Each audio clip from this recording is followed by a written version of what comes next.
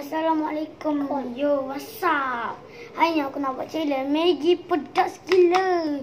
Maggi cili kampung. Okey. Maggi ni kering, tak ada kuah. Okey. Aku nak buat challenge kan. Siapa minum air dia kalah. Lepas tu kalau dia nak minum air dia kena macam nak kita tak boleh minum air. Lepas tu siapa bawa nak gitu kan baru boleh minum air. Jom kita start challenge dia. Tak ada apa-apa. Jom. 3, 2, 1, go. Shoot.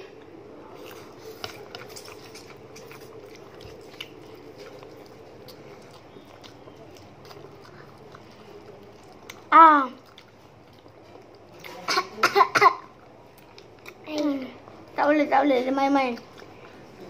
Tak boleh main.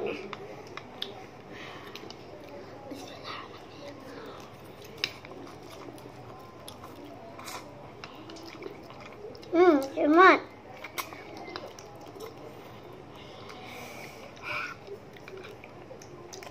Nak menangis aku. Lepas tu dia tak boleh bercakap. 1, 2, 3, senyap.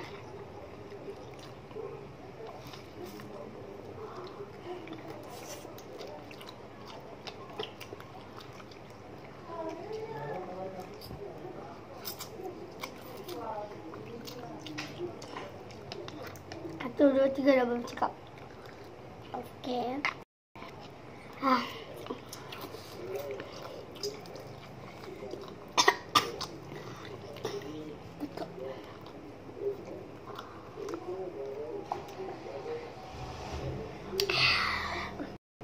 Nampak janggut.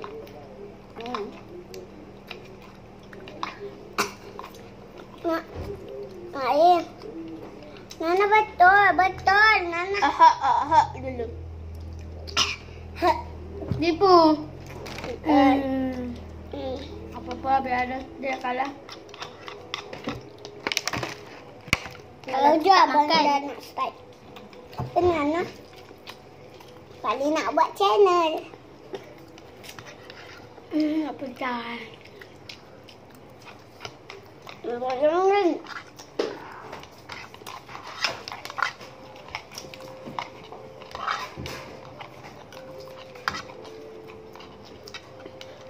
Jangan. Habis. Pada menang. Habis.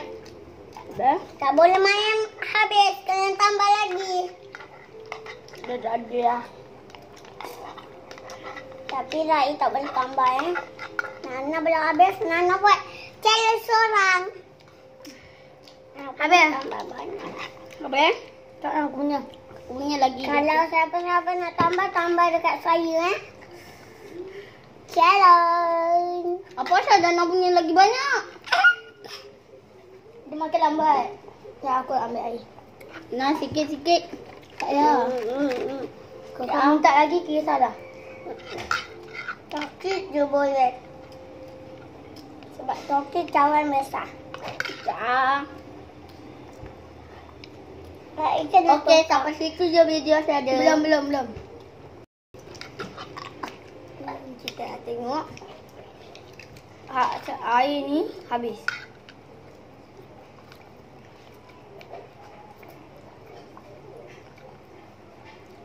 Habis. Air aku dah habis. Okey, dia punya dah habis. Nanti aku kena lawan dengan Dana.